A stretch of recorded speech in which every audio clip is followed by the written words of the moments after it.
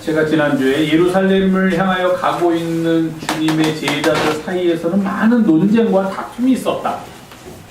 그런데 그 논쟁과 다툼의 가장 주제가 무엇이었는가? 대부분 무엇을 가지고 논쟁을 하였는가? 오늘 저녁 식사를 무엇으로 할 것이냐 가지고 논쟁을 하였는가? 아니다는 겁니다. 그들의 논쟁과 다툼의 대부분은 누가 크냐? 누가 높으냐 하는 것 가지고서 논쟁을 했어요. 왜 그랬을까요? 이미 예수님께서 예루살렘을 향해 가고 계시니까 이 사람들이 생각하기에는 이제 예수님으로 인하여서 새로운 나라가 이 땅에 이루어질 때가 되었다라고 느낀 거예요. 구테타의 때가 되었다라고 이 사람들이 느낀 거예요. 그러면 그렇게 예수님께서 예루살렘에 입성을 하셔가지고 많은 사람들의 힘을 빌어서 당시에 있던 지배체제 권력을 만약에 뒤집어 엎고 예수님께서 가장 높은 자리에 앉게 되신다면 그 다음에 해야 할 일이 무엇입니까? 당연히 예수님 옆에 누가 앉을 것인가 하는 인선을 하셔야 되는 거예요. 대통령이 되면은 대통령으로서 제일 먼저 해야 될 일 중에 하나가 내 밑에서 나와 함께 일할 장관들을 뽑는 일이 제일 중요하지 않습니까? 누구를 뽑느냐 하느냐에 따라서 내가 사람들한테 보여지는 이미지가 결정될 뿐만 아니라 내 통치 기간에 모든 일들의 성과 폐가 결정되기 때문이에요. 제자들도 그것을 그때나 지금이나 똑같아요. 2000년 전이나 지금이나 한국 땅이나 이스라엘이나 사람들이 이런 정치라는 제도를 갖고서 살아가는 시스템 속에서는 다 같은 생각을 한다는 겁니다. 제자들이 감지했어요. 우리 선생님이 이제 예루살렘 향해 가고 있네. 지금까지 선생님께서 행해 주셨던 그런 놀라운 일들 보면은 예루살렘에 가서 그 기존의 체제, 거기를 지배하고 있던 정치 체제, 유대인의 총독, 그리고 그들의 종교 지도자들 잘못된 행태를 뒤집어 엎는 거는 이거는 식은 죽 먹기 여반장이다. 손바닥을 뒤집는 것과 같다. 그렇게 생각했어요. 승리는 이제 우리의 것이다. 그러면서 그 다음을 생각한 거예요, 제자들이. 그러면 예수님 혼자서 그 일을 다 하실 수는 없는데 그 다음에는 우리들을 데리고서 이제 자리를 하나씩 주시겠구나. 우리가 3년 동안 선생님을 따라다녔는데 설마 선생님 다른 데서는 아는 사람들 별로 없을 거고 제일 잘하는 사람이 바로 우리 12일 텐데 우리 12한테 적어도 자리를 하나씩 주시겠구나. 그러면 내가 얻을 자리는 누구실까? 어떤 자리일까? 저 사람이 얻을 자리는 어떤 자리일까? 그거 가지고 이제 논쟁을 벌입니다. 대놓고 얘기 못하니까 누가 크냐? 서열 정하는 일을 열심히 했다는 것입니다. 우리와 다를 바 없죠. 우리도 늘 서열 정하는 일에 몰두하면서 인생을 낭비하는 경향이 있는데 성탄절이 되면은 설교를 한다든지 우리가 이렇게 짚고 성탄절의 의미를 짚고 넘어갈 때 빼놓을 수 없는 에피소드가 몇 가지가 있죠. 예를 들면 동방 박사들이 찾아왔다는 이야기, 목자들이 찾아왔다는 이야기, 이사야에 나타나는 예수님에 대한 예언, 이런 것들은 매년 성탄절이 오면은 사실 설교를 하는 이들은 고민스럽습니다. 왜? 성탄절에 우리가 뽑을 이야기와 뽑을 본문이 거의 정해져 있는데 성탄절은 매년 한 번씩 꼬박꼬박 오는 거예요. 그럼 그걸 가지고서 또 설교를 해야 되는데 그걸 가지고 성탄절의 의미를 교우들에게 전달해야 되는데 반복이 되고 똑같은 제한된 본문을 가지고서 그런 일들을 해야 되니까 참 어려울 때가 많이 있습니다. 그렇지만 적어도 1년에 한 번 정도라면 성탄절에는 이런 이야기 한 번쯤은 지난해 또는 2년 전, 3년 전에 한번 들은 것 같아도 또 한 번 듣고 지나가도 좋겠다 하는 마음으로 성탄절 이야기를 나누곤 합니다. 사순절도 마찬가지예요. 사순절이 되면 늘 반복되는 주제들이 나옵니다. 왜? 사순절이 주는 의미가 2000년 전에 있었던 사건임에도 불구하고 변하지 않기 때문입니다. 그 속에 담겨져 있는 깊은 뜻은 하나로 고정되어 있어요. 우리가 그것을 겉에서 들어가면서 오늘은 이쪽 부분을 내일은 저쪽 부분을 살피는 것뿐이지 그 의미는 정리되어 있습니다. 그러다 보니까 사순절에도 말씀을 전하다 보면은 주제가 2, 3년 전에 한 번 더 전했던 주제를 반복하기도 하고 또 본문이 반복되기를 합니다. 반복되기도 합니다. 부디 바라기는 반복되는 본문이라고 하더라도 그 속에서 우리가 그 시절에 따라서 그 때에 따라서 또 다른 의미를 느낄 수 있다면 그것은 하나님께서 우리에게 주시는 선물이다 하는 그런 바람이 있을 뿐입니다. 사순절에 그냥 넘어가서는 안 되고 사순절이니까 꼭 알아야 될 주제, 그것이 바로 누가 크냐입니다. 물론 가장 중요한 주제는 자기를 부인하고 자기 십자가를 지고 나를 쫓으라, 나를 따르라는 게 핵심 주제예요. 사순절 주제는 그겁니다. 나를 따르라. 어떻게 따릅니까? 십자가를 지고 나를 따르라. 내가 이제 십자가를 지고 본을 보여줄 터이니 그렇게 나를 따르라. 이게 사순절의 주제입니다. 그런데 그렇게 주님을 따르는 삶의 모습을 찾다 보면은 우리가 그냥 지나칠 수 없고 이거는 또야? 하는 생각이 들면서도 또야 하고서 우리가 인정할 수 없는 게 바로 누가 크냐 하는 주제입니다. 제자들은 예수님과 더불어서 예루살렘을 향하여 가면서 논쟁과 다툼에서 벗어나지 못하였는데 그 주제는 누가 크냐 하는 것이었습니다. 제가 아까 그 아이들한테 영어로 설교할 때도 사실은 그 영어 노래도 제목도 저는 가사가 좀 마음에 안 드는데 제가 이 사순절에 일어났던 사건 중에서 누가 크냐 하는 논쟁을 불러일으킨 한 장면을 지금 소개해 드리겠습니다. 한번 들어보시고 마음에 드시나 안 드시나 저한테 얘기해 주세요. 오늘 본문이 아니에요. 마태복음 18장 1절에서 3절까지는 이렇게 기록되어 있습니다. 4절까지. 그때 제자들이 예수께 나와 이르되 천국에서는 누가 크니이까?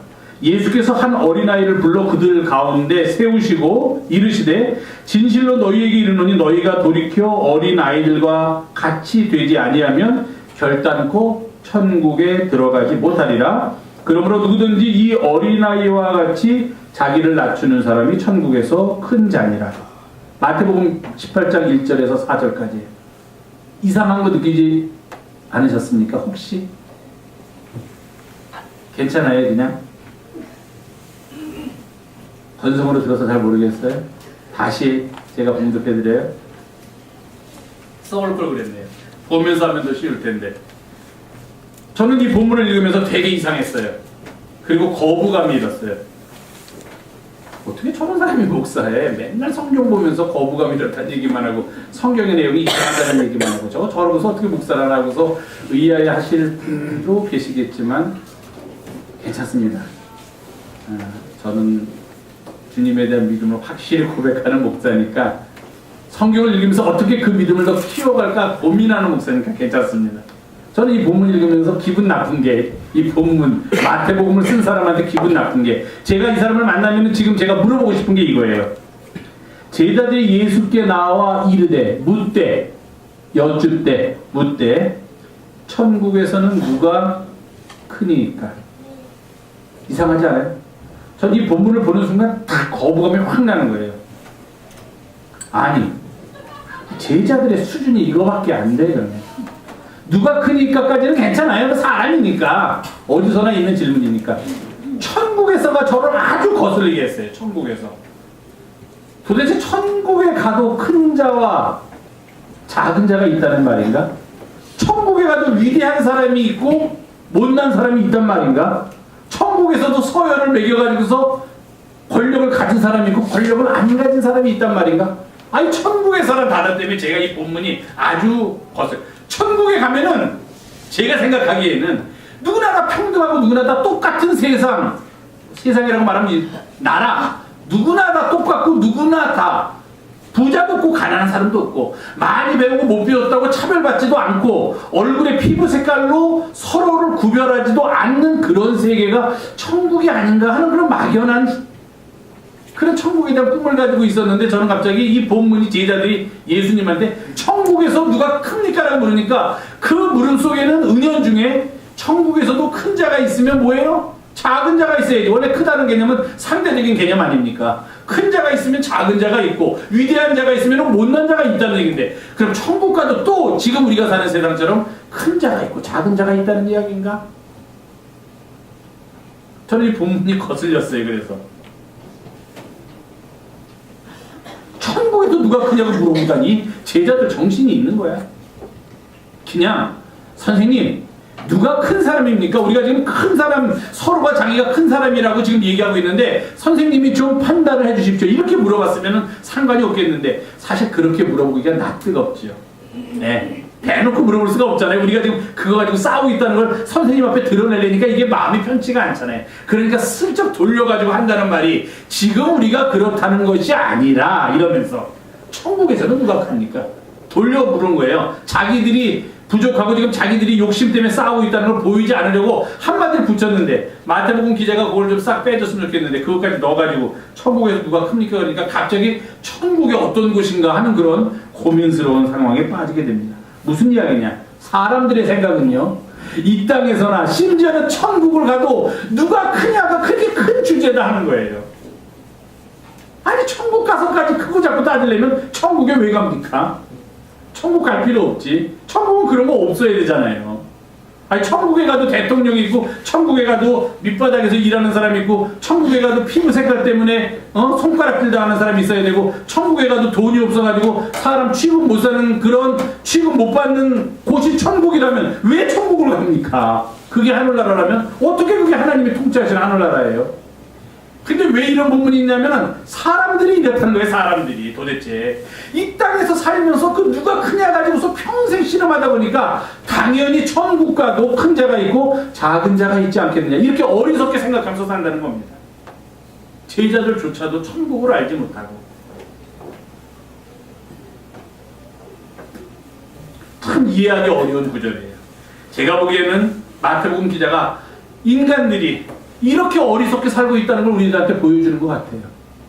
천국에서도 큰 자 작은 자 따지는 사람이라면 이 땅에서는 그거 얼마나 더 많이 따지면서 살고 있지 않느냐, 그것을 오히려 역설적으로 우리들한테 보여주는 게 아닌가 하는 그런 생각을 듭니다. 그러니 그 꿈속에서도 천국을 가도 크기를 원하는 그런 어리석음 속에서 살고 있다는 게 우리 모두가.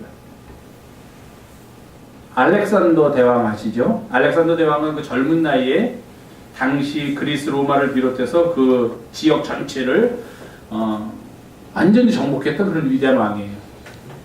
그리스의 마세도니아 지방 변방입니다. 그리스의 변방에서 태어난 사람이에요. 이 사람이 처음에는 굉장히 겸손하고 사람들하고 같이 이렇게 부하들하고 같이 밥도 먹고 그냥 부하들이 자는 데서 자고 뭐 이렇게 절하고 그러는 걸 받질 않았대요. 그러다가 페르시아라는 나라를 쳐들어가서 페르시아를 점령했는데, 페르시아에 들어가서 보니까 거기 왕은 가만히 앉아있고 신하들이 와서 막 절하고 막 이러는 걸 보니까 그거 괜찮아 보이더라는 거예요. 그전에는 그렇게 안 살던 사람이. 이게 우리들의 사는 모습이에요. 뭐죠? 말 타면은 종 부리고 싶다 뭐 그런 거 있지 않습니까?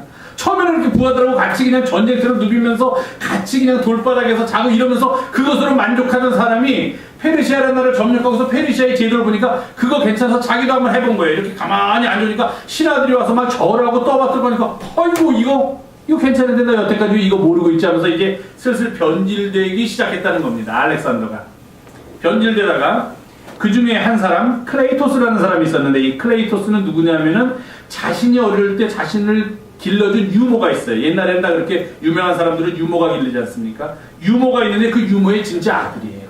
그리고 그리스에서 상당히 높은 자리를 차지하고 있던 사람인데, 이 사람이 와가지고서 이제 알렉산더를 질타하는 겁니다. 거의 형제처럼 자랐죠. 유모의 아들이고 자기가 형제처럼 자랐는데 어떻게 해가지고 당신은 갑자기 변질돼가지고 이렇게 높은 데 앉아가지고서 남이 절하는 것을 그렇게 좋아하십니까? 우리들 보고도 다 당신 앞에 절하라니 이게 말이나 되는 소리입니까? 어떻게 우리들한테 절을 하라고 할 수 있습니까? 라고 얘기했다가 알렉산더 대왕이 창을 집어던져가지고서 창이 여기 꽂혀가지고서 죽었어요. 그러고 난 다음에 이 사람이 자기 형제와 같은 그 클레이토스를 죽였다고 해가지고서 3일을 알렉산더가 식음을 전폐했었다고 합니다. 근데도 그놈의 권력과 그놈의 교만함, 그거는 사람이 한 번 맛을 들리면은 떨칠 수가 없는 것 같아요. 떨칠 수가 없어서 계속 그렇게 사람들로 하여금 자기 앞에 와서 절하게 하고 부복하는 문화를 만들으니까, 이 그리스는 워낙 자유정신이 발달한 데였는데 거기서 여기 대해서 반대하는 사람이 또 나타났다 하는 겁니다. 갈리스테네스라는 사람이 나타나가지고 또 그걸 우리한테 절하라고 하니 그거 옛날에는 안 하던 건데 왜 지금 하라고 하십니까? 하지 마십시오 그랬어요. 그랬더니 또 알렉산더가 참지 못하고 화가 나가지고서 이 사람을 사자 우리에 던져서 사자의 밥이 되게 했답니다. 근데 그때 죽은 그 갈리스테네스라는 사람이 누구였냐면은 우리가 잘 알고 있는 아리스토텔레스, 유명한 철학자죠. 그리스의 그 아리스토텔레스의 조카였대요. 그래가지고 알렉산더가 그렇게 엄청난 업적을 쌓았는데도 불구하고 아시겠지만 33살의 나이로, 예수님과 같은 나이네요. 33살경 확실하게, 거의 33살경에 죽었습니다. 열병을 앓아서 죽었다. 이제 다른 나라로 정복전쟁을 많이 벌이다 보니까 그 나라에 들어가면 이제 풍토병이라는 게 있잖아요. 지금도 그 풍토병은 아주 무섭습니다. 그 사회에 적응하지 못한 사람, 들어갔는데 그 사회의 기후나 문화나 풍토에 적응하지 못해서 병에 걸리면은 거기에 대한 면역력이 이 내 몸에 없는 거예요. 생전 처음 만나는 병균을 얻으니까. 지금도 위험한데 그 당시에 이제 우리가 알기에는 그런 풍토병, 열병에 걸려서 알렉산더 대왕이 젊은 나이에 그만 죽고 말았다. 그렇게 보통은 알고 있는데 플루타크라는 그 유명한 영웅전을 쓴 플루타크가 쓴 알렉산더 전기라는 그 책에 보면은 아마도 아리스토텔레스가 자기의 사랑하는 조카를 알렉산더가 죽인 것을 너무도 가슴 아파해서 믿거나 말거나 하지만 아리스토텔레스가 음모를 꾸며서 알렉산더를 독살해서 죽인 것이 아닐까 하는 그런 이야기가 당시에는 퍼져 있었다고 합니다. 알렉산더라는 그런 유명한 대왕조차도 높은 자리에 올라가서 앉아서 절을 받기 시작할 때 그때 누렸던 그 놀라운 스스로 위대해지는 마음, 그것을 이기지 못했다. 참 무서운 거죠. 그런 것 보면. 그런 부복 문화가 이제 르네상스가 오고 사람들의 정신이 깨이고 근대로 오면서 다 없어졌는데 유일하게 한 군데 남아 있었습니다. 근대로 들어오면서 유일하게 한 군데 남아 있었는데 그게 어디냐면은 바티칸. 교황. 그래서 이 교황들이 앉아가지고서 이 사람들은 절받기를 좋아하고 궁전도 최근에 보니까 뭐 크게 자기 사제 자기가 살아야 할 곳을 짓던 추기경이나 이런 사람들이 이제 그것을 회개하고 그렇게 짓지 않기로 했다. 황제 관저처럼 자기들이 살 곳을 지려는 사람이 그렇게 안 하기로 했다 하는 이제 그런 이야기가 나오고 있는데, 무릎 꿇은 자들한테 경배를 받는 문화가 남아있던 유일한 곳이 현대를 넘으면서, 근대에서 현대를 넘으면서 모든 나라에서 이제 왕 앞에 가서 무릎 꿇고 옛날에 우리 사극에 나오는 것처럼 통촉하시옵소서 성은이 만극하옵니다 하는 시대는 지났는데, 모르죠? 아무리 민주공화국이 됐다고 해도 제일 높은 통치자가 있는 그 밑에 사람들은 지금도 우리가 모르게 블루하우스 속에서는 무릎 꿇고 통촉하시옵소서 하는지 모르겠어요. 한 번도 안 가봐서 저는. 그렇지만 적어도 우리들의 생각으로는 그런 일은 일어나지 않고 있다. 이제 그렇게 생각을 하는데 유일하게 남아있는 것이 바티칸이래요. 교황들이었어요. 그런데 아시다시피 한 1년 전에 새로 선출된 프란치스코라는 교황이 선출됐습니다. 이 사람은 기존의 그런 교황들이 가졌던 모든 권위를 다 내어버렸어요. 그리고 직접 감옥을 방문해서 죄수들의 발을 닦아주면서 거기에 입까지 맞췄다 하는 이야기가 사람들한테 퍼지고, 아이들을 안을 때 그 아는 아이가 신기하니까 교황들은 여기 이렇게 모자 같은 거 뭐 쓰고 있지 않습니까? 그걸 이렇게 들쳐도 그냥 웃으면서 아기가 그런 일을 하도록 그냥 놔두는 그런 교황. 자기가 살아야 될 좋은 관저 다 버리고 그냥 평범한 게스트하우스에서 살기를 원하는 그런 교황. 경배를 지금까지 모든 교황들은 받는 데 익숙해 있는데 경배를 받기는커녕 오히려 바짝 엎드린 모습을 보이는 교황. 처음에는 쇼한다고 했죠, 사람들이. 교황이 자기 세력이 약하니까 쇼를 해가지고서 자기의 그 입지를 굳건히 하려고 한다. 그렇게 사람들은 생각했습니다. 그런데 사람들의 생각이 바뀌었어요. 어떻게 바뀌었냐? 베드로가 어떻게 죽었냐면 거꾸로 십자가에서 거꾸로 매달려 죽었습니다. 왜? 우리 선생님이 똑바로 매달려 죽었는데 내가 어떻게 선생님과 같이 똑바로 매달릴 수 있겠는가? 나 거꾸로 매달려서 죽여라 그래가지고 십자가에 베드로는 거꾸로 머리가 밑으로 가고 발이 위로 가게 매달려서 죽었다. 그렇게 전해집니다. 그 뒤를 이어받은 사람들이 교황인데 교황은 베드로의 후손들이다 이거예요. 자기들이. 베드로의 직을 계속해서 이어받은 사람들인데 그런 베드로의 정신은 다 없어지고 전제 군주 스타일로 가던 그 교황들이 갑자기 프란시스코가 나타나면서 해서 사람들이 교황에 대한 이미지가 완전히 바뀌어지고 캐톨릭에 대한 이미지가 완전히 바뀌어졌다고 해요. 그래서 한겨레 신문에 종교 담당 기자가 썼던 한 조그만 칼럼에는 그 사람은 이렇게 썼습니다. 이러한 스타일의 변화로 프란시스코라는 교황으로 말미암아 교황에 대한 스타일이 바뀌니까 그동안 세례를 받고도 성당에 나가지 않던 냉담한 사람들이 급증하던 전 세계 카톨릭의 위기에 급격한 변화가 일어났다. 그러니까 그 이전에는 영세만 받고서 그냥 성당에 안 나가는 사람들이 많이 있었다는 거예요. 아이 싫다. 교황도 저렇게 교만하고 권위주기인데 내가 그 성당을 왜 나가느냐, 사람들이 이렇게 생각했다는 거예요. 심증적으로는 나는 캐톨릭이다라고 생각을 했는데 이런 사람들이 바뀌어 가지고서 보수적이고 권위적인 주기경들이 죽어가는 캐톨릭을 살리기 위해서 고심 끝에 선택한 구원 투수 프란시스코 교황이 위기에 있었던 캐톨릭이라는 팀을 구해서 승리의 길로 이끌었다. 이렇게 썼습니다. 사람들이 그런 문화를 좋아하는 게 아니다 하는 거예요. 경배받는 문화를. 자기는 경배받기를 원하더라도 겉으로는, 그러나 내가 속한 집단이 이러한 전 근대적인 사고를 가진 상하 복종의 집단이다 생각하면 사람들이 그곳에 남아있기를 원하지 않았다는 것입니다. 오늘 본문 잠깐 갈까요? 제일 유명한 이야기. 제가 그래서 오늘 다른 얘기를 많이 했습니다. 본문은 너무 잘 알고 있는 이야기니까. 예루살렘 다 가고 있는데 그전에도 몇 번씩 싸우니까 예수님이 돌아보고 뭐야 왜들 그래? 선생님 아무것도 아닙니다.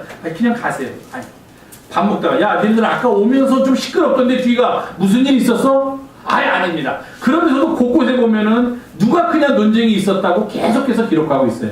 복음서 기자들은. 그 중에 제일 큰 논쟁입니다. 세베대의 아들 야고보와 요한. 아주 유명한 사람이죠. 베드로, 안드레, 야고보, 요한. 이 정도 서열되는 사람이니까. 야고보와 요한이 어느 날 숙소에 들었는데 둘이 몰래 다른 제자들 몰래 예수님을 찾아가서 선생님 할 말이 있습니다. 할 말이 뭐냐?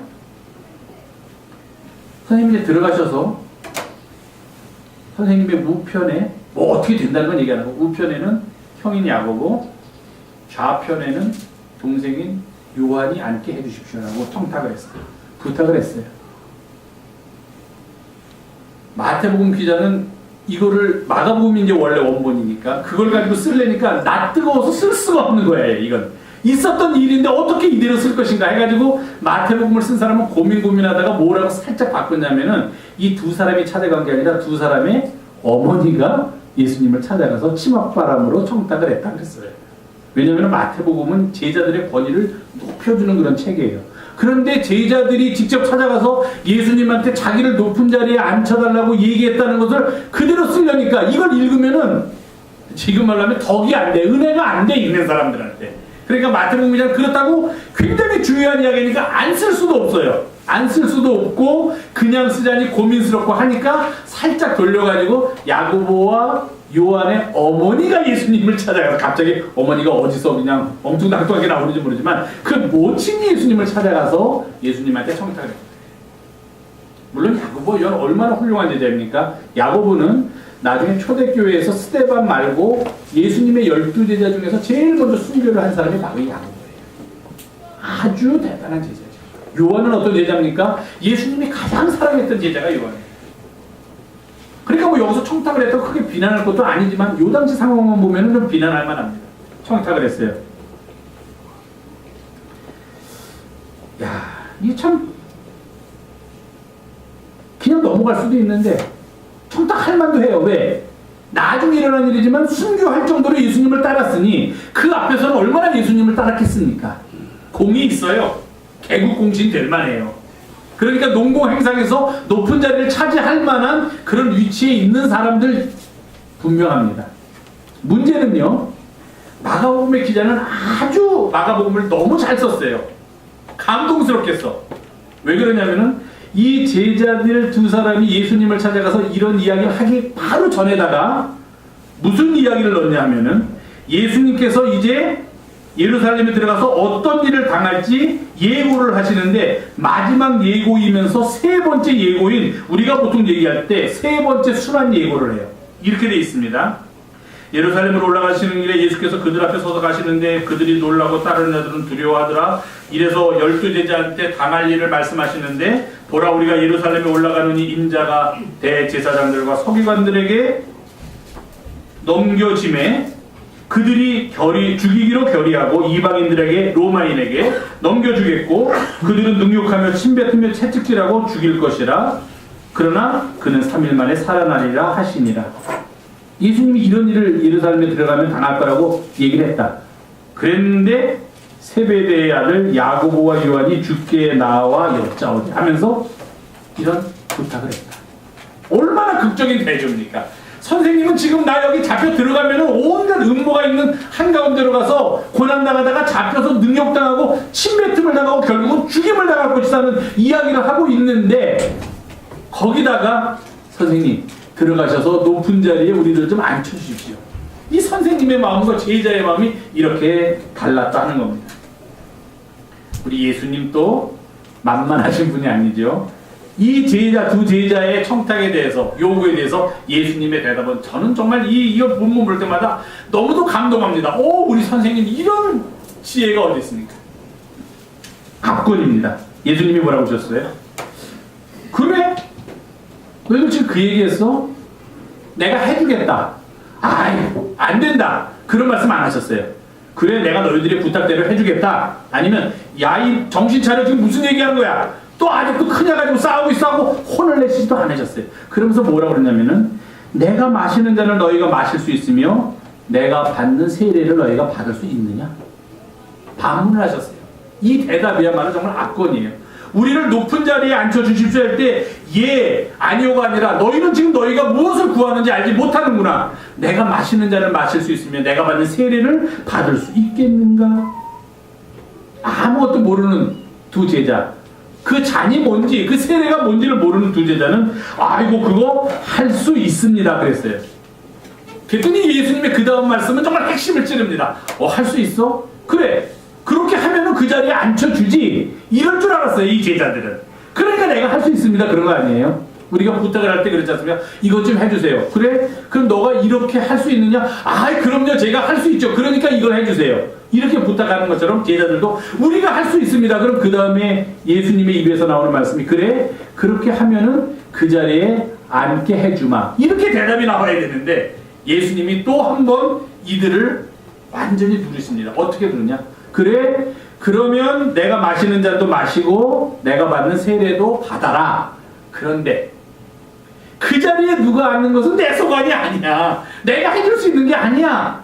하나님이 앉힐 자를 이미 다 결정하셨으니까 그냥 너희들은 내가 마시는 잔이나 마시고 내가 받는 똑같은 고난에 참여하기만 해. 그리고 그 다음은 나도 모르고니까 나한테 더 이상 물어보지 말고 그냥 그때가 되면 누가 앉나, 내가 앉나 아니면 다른 사람이 앉나 기다려라. 이렇게 말씀하시는 거예요. 우리 예수님 정말 대단하신 분이에요. 지혜가 정말. 이 말을 들은 야고보와 요한이 할 말을 잃었습니다. 그러고 난 다음에 그 이야기가 남말은 새가 듣고 반말은 쥐가 듣는데 세 사람 사이에서 끝나지 않지요. 나머지 10자들한테 전해지고 그래서 막 논쟁이 일어납니다. 예수님 있는 자리에서 두 사람과 10명 2대 10으로 싸움이 붙은 거예요. 그랬더니 예수님이 오늘 본문에 있는 말씀을 해주신 겁니다. 자, 결론을 말씀드립니다. 우리는 어떤 자리를 내가 앉을 것인가, 무엇을 얻게 될 것인가, 그런 거에 연연하지 말아라. 그런 것 가지고 왈가왈부하지 말아라. 그냥 주님께서 마시는 잔, 그 고난의 잔, 주님께서 받으셨던 그 세례, 그 고난의 세례, 주님을 따라가는 길이 힘들고 어렵더라도 그냥 그 길을 따라가는 일만 너희들이 할 일이라 하는 거예요. 그 다음에 무슨 일이 있을지 지금부터 그러니까 내가 이렇게 했으니까 그거 나한테 주십시오. 그런 말 하지 말아라 하는 거 예수님의 말씀이에요. 그건 하나님이 하시는 일이야. 너희가 생각하기에 열심히 했다고 생각했는데도 불구하고 그 자리에 못 앉을 수도 있고 또 너희 인간의 생각으로는 별로 그런 일 안 한 것 같은 사람이 가서 앉아 있을 수도 있다. 그렇다고 해서 불평하거나 거기에 대해서 항의하지 말아라 하는 게 예수님의 말씀이에요. 내가 고난의 길을 따른 다음에 무엇이 있을지, 무엇을 받을 수 있는가 없는가 하는 건 그거 자꾸 염두에 두고서 그 길을 걸으려고 하지 마라. 선후가 바뀐 것이다 그렇게 말씀하신 거예요. 그건 하나님이 하신 일이니까 거기까지 생각할 필요 없다. 너희들은 그저 주님이 마시는 잔을 마시고 주님이 받는 세례를 함께 받도록 하면서 살 일이지 미리 그러면 나에게 어떤 자리가 주어질 것이다 라고 그 자리를 가늠해서는 안 된다 하는 것이에요. 높아지든지 으뜸이 되든지 큰 사람이 되든지 그런 것은 애당초 처음부터 안중에 두지 말아라. 내가 이렇게 했으니까 그것이 나한테 공으로 주어질 것이다 라고 생각하지 말아라 하는 거예요. 그냥 이게 선물이다 라고 생각하라 이거예요. 이게 높은 자리다. 내가 이렇게 욕심껏 세상의 것을 따르면서 살 수밖에 없는 어리석은 인간이었는데 주님을 만남으로 인해서 주님이 가신 길을 따르게 됐고 그로 인하여 하나님을 기쁘시게 하고 세상 사람들에게 사랑을 전하는 삶을 살 수 있으면 그게 이미 높아진 건데, 그게 이미 으뜸이 된 건데 뭘 또 더 높은 자리를 원하려고 하느냐, 뭘 또 더 으뜸이 되는 자리를 찾으려고 하느냐. 그렇게 어리석게 살지 말아라 하시는 겁니다. 이게 주님의 좌우편에 앉는 자리다 하는 거예요. 뭐 그 자리 따로 있다 하는 게 아니에요. 그 다음에 어떤 높은 좋은 이런 자리에 앉는 게 아니라 그냥 너희들이 묵묵히 주님을 위하여서, 이웃을 위하여서 고난을 당하고 그들과 함께 더불어 나누는 삶을 살아가는 그 길은 이미 너희가 그 자리가 위대함의 자리다 이거예요. 이미 너희가 서 있는 자리가 그게 바로 으뜸이 되는 자리다 하는 거예요. 왜 그걸 모르고 또 다른 으뜸이 되는 자리가 있다라고 어리석게 생각하느냐. 주님이 그렇게 말씀하신 거예요. 이미 너희는 그 일을 하는 동안에 으뜸이 되어 있다. 너희들이 그렇게 생각하지 않아도 그 일을 하면서 너희들은 커 있다. 그렇게 주님께서 말씀하시는 겁니다. 그래서 예수님께서 말씀하세요. 집권자들은 백성들을 임의로 주관하고 자신들이 큰 사람인 양 주장하며 그렇게 대접하라고 강요합니다. 높은 지위를 받았으면 그 사람이 위대한 게 아니라 그냥 그 지위에 합당한 일을 하라는 건데, 우리나라에서는 이런 높은 자리하고 자기를 동일시합니다. 그러니까 사람들이 내 앞에 가서 무릎을 꿇어야 돼. 아니죠. 그 일의 기능이에요. 기능. 그 일을 하라는 거지 당신이 그렇게 위대한 사람이다 하는 게 아니에요. 설령 대통령이라고 하더라도 대통령이 국가가 아닙니다. 그 일을 대통령이라는 사람이 이 나라를 통치하기 위해서 5년 동안 해야 될 일들이 있어요. 그 일을 당신이 좀 해주십시오 하고 부탁을 하는 거지, 당신이 왕이고 당신이 신이고 우리는 당신 앞에 무릎 꿇겠습니다. 그게 아니죠. 왜? 5년마다 바뀌니까 그 사람들은. 그 자리에 앉는 사람. 다른 것도 모두 마찬가지예요. 그런데 예수님이 말씀하신 세상의 집권자들은 그렇게 안 한다. 자기들이 큰 사람인 양 주장하면서 백성들을 임의로 주관하고 또 자기들을 큰 사람처럼 대접하라고 강요한다는 거예요. 어리석은 일이다 하는 거예요. 자기가 가지고 있는 일의 기능과 자기 자신을 동일시하는 그런 어리석음을 범하지 말아라는 거예요. 그러면서 예수께서 말씀하고 계십니다. 예수님은 단지 섬기는 차원에서 삶을 마치신 것이 아니라 오늘 우리에게 주신 말씀대로 섬김을 받으려 함이 아니라 섬기려 하고 자기 목숨을 많은 사람의 대성물로 내어주기 위해서 이 땅에 오셨다. 그렇게 우리에게 말씀하십니다. 이렇게 목숨까지 내어주실 정도로 가장 낮아지심으로 가장 위대함에 이르는 길을 보여주셨던 주님, 가장 크셨던 주님을 우리는 이 계절에 만나게 됩니다.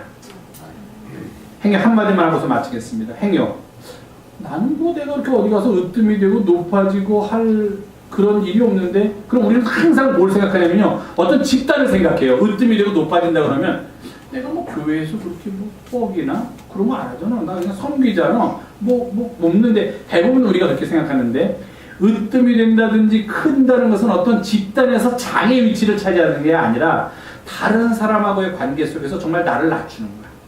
어떤 사람은 자기가 섬기고 낮춘다고 그러면서 막 자기 의견만 주장하는 사람이 있어요. 남의 의견 듣지도 않고 무시하고, 다른 사람은 다 그냥 틀렸어. 나만 맞아.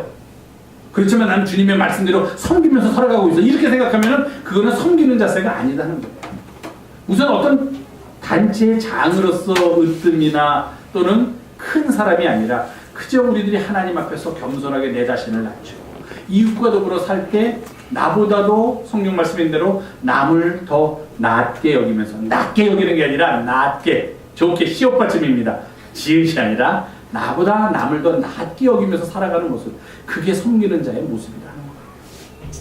목사님, 저는 뭐 학교에서 반장도 아닌데 제가 섬기고 열심히 섬기고 있어요. 다 섬기죠. 그러나 우리의 매일매일의 일상의 삶 속에서 정말 우리가 우리를 만나고 우리와 함께 이렇게 살아가는 사람들과의 관계 속에서 내가 정말로 그들과 더불어서 그들 앞에서 겸손하게 남의 이야기도 듣고 내 고집도 좀 죽이고, 내 이런 건 성질이 아니라 승질이라고 그러죠. 내 승질도 좀 이렇게 좀 감추고 하면서 살아가는 거. 그게 겸손하게 살아가는 거예요.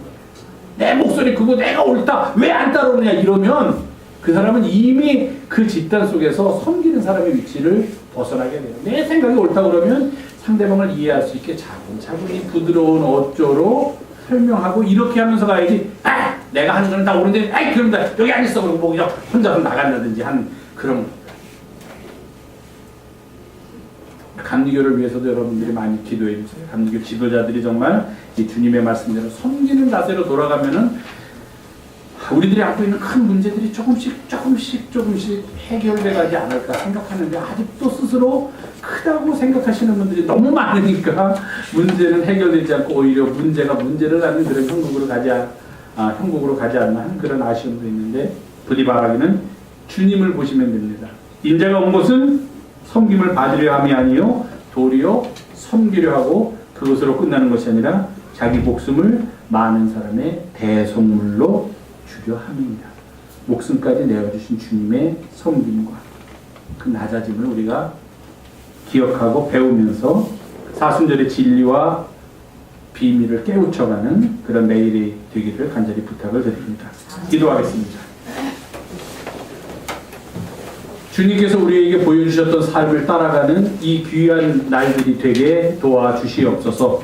우리 구주 예수님의 이름으로 기도하옵나이다. 아멘. 오늘 4월 첫째 주